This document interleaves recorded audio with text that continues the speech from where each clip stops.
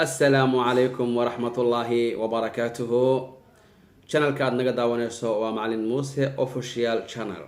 Aniguna waa Macalin Muuse. Haddii ay tahay markii kuugu horeysay fadlan subscribe-ta noogu deeq iyadoo codsi ay tahay amar aan ahayn. Sidoo kale gambaleelka furo si uu kuu soo gaaro muuqaaladeena si ay kuu soo gaarto muuqaaladeena kuwii ugu dambeeyay waqti insha Allah. maanta waxaan rabaa in aan idinla wadaago 5 riyo oo haddii la ta'wiilo la cabiro la fasiro noqonayso mid u ron oo u fiican khayrna u ah ninka, balse haddii la cabiro ama la fasiro oo ay tahay qofka ku riyoodayna qof haweeney ah, dumar ah, gabar ah,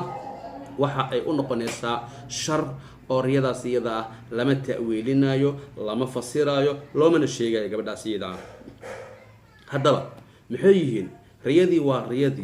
waa isla riyadii. ninka haddii uu ku riyoodo oo u arko waxa ay u noqonaysaa khayr, gabadha haddii ay aragto oo ay ku riyooto waxa ay u tahay shar oo waxa wanaagsanba inaanay ogaanin ayaa u wanaagsan. haddaba maxay noqon karaan 5 riyo oo ninkana u wanaagsan gabadhan aan wanaagsanin? fasilkeeda riyada koowaad, midda koowaad waxaa waaye haddii qofka uu ku riyoodo madaxiisa oo caddaaday, timaha madaxiisa oo caddaaday, madowgii iska bedelay oo caddaan noqday, qofka riyadaasi arkay haddii uu yahay nin, waxa ay tahay riyo u fiican oo macnaheedu waxa uu noqonayaa ninkaasi inuu yahay nin xigmad iyo caqli u saaxiib ah, ra'yi lala wadaagi karo, tala lala wadaagi karo, waxa ayna u tahay wax fiican oo indheergaradnimadiisa ka hadlayso.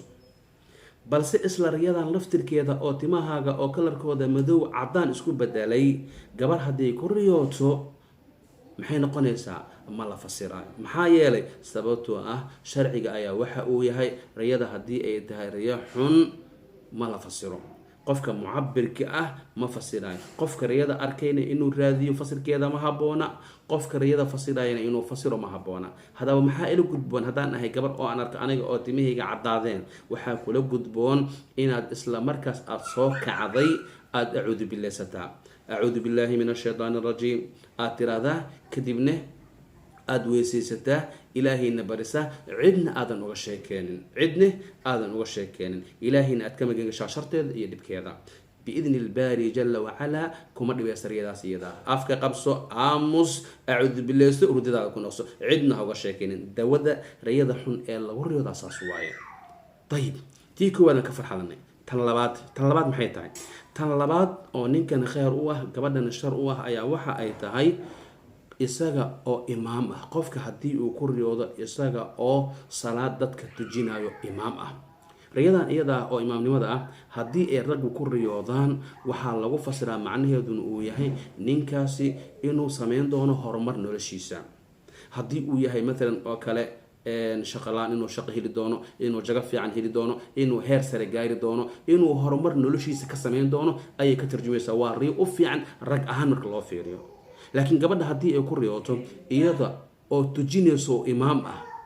taas iyada ah waa riyo xun oo riyooyinka xunxun ayay ka mid tahay oo aan fasirkeeda gabadhu ay u habboon tahay inaanay raadinin, loo fasirin, tacbiir iyo ta'wiil toona aan raadinin. riyada saddexaad ee ragga khayrka ugu jirto dumarkana aan khayrka ugu jirin ayaa waxa ay tahay haddii ninka uu ku riyoodo isaga oo xaaskiisa xaas labaad ku dul guursanayo, isaga oo doonanayo, isaga oo khatiibnimo sameynayo, gabar doonanayo, gabar guursanayo, xaasna uu leeyahay, xaasna uu yahay. haddii uu ku riyoodo waa khayr iyo barako iyo maal iyo arsaaq. waxaana lagu fasiraa inuu yahay qof xaaskiisa uu hadda uu qabo qof u fiican, calooshana ugu qarinayo jaceyl iyo kalgaceyl iyo mawadda, waana qof u ron reerkiisa iyo ehelkiisa. ama gabadha haddii ay ku riyooto iyada oo la qabo oo haddana nin kale soo doonanayo ama nin kale u guursanayo, riyadaas iyada waa khayra maxmuuda, lama mahdiyo, lama fasiro, lama raadiyo fasirkeeda, waa la aamusaa, waa la acuudu bilaystaa, cidna loogama sheekeeyo. midda afaraad, riyada afaraad ee ragga u roon aan gabdhahan u roonin ayaa waxay tahay qofka haddii uu ku riyoodo isaga oo tuugsanayo, haddii qofka uu ku riyoodo isaga oo tuugsanayo oo dawarsanayo sadaqo loo aruurinayo lacag loo aruurinayo kafaaf ah waxaa laga yaabaa qofka riyada arkay inuu is yidhaahdaa talow ma lacag beeli doontaa duruuf xun maa kaa daba imaan doonto maxay tahay riyadan maxay ka tarjumaysaa adigoo lacag lagu aruurinayo oo tuugsanayo may riyadaas iyadaa kheyrkeeday wadataa waa riyo aada u fiican ragga xaggooda marka loo fiiriyo waxayna caddaynaysaa inuu maal xalaal ah risqi xalaal ah inuu kasbanayo xalaal quuti inuu yahay ayay riyadaas iyadaa ka tarjumaysaa gabadhaas hadday ku riyooto isla riyadan oo iyada oo dawarsanaysa ah laa yuxmadu taawiiluha lama mahdiyo fasilkeeda lamana raadiyo lamana cabiro waxaa la sameeyaa sidaan soo sheegnay oo ah in ilaahay laga acuudu bilaysto sharteeda cidna aan looga sheekeenin midda u dambeyso ee shanaad ayaa waxay tahay haddii qofka uu ku riyoodo isaga oo xaabo soo guranayo xaabo ninka ragga haddii uu ku riyoodo isagoo inta baxay duurka aaday qoryo soo gurtay ee soo xambaaray dhabarkiisa kusoo qaatay riyadaasi waa riyo maxmuuda la mahadiyo binisba lirijaal ragga marka loo fiiriyo waxayna ka tarjumaysaa macnaheeduna uu yahay ninkaasi isaga ah haddii uu yahay shaqo la-aan baalgamuundo inuu sida u dhaqsaha badan shaqo uu heli doono uu shaqaysan doono shaqo xalaal ah shaqo dhididkiisa ah inuu cuni doono ayay ka tarjumaysaa oo fiican haddii uu shaqeeyo oo uu shaqaale uu yahayba uu shaqaynayna rudbadiisa iyo waxaa la sara marsiin doonaa oo kor loo qaadi doonaa jagadii iyo shaqadii uu hayay mushaarkii ayaana loo kordhin doonaa isla riyadan iyadaa marka haddii ay ku riyooto gabadha waa isla riyadan ninka uu ku riyooday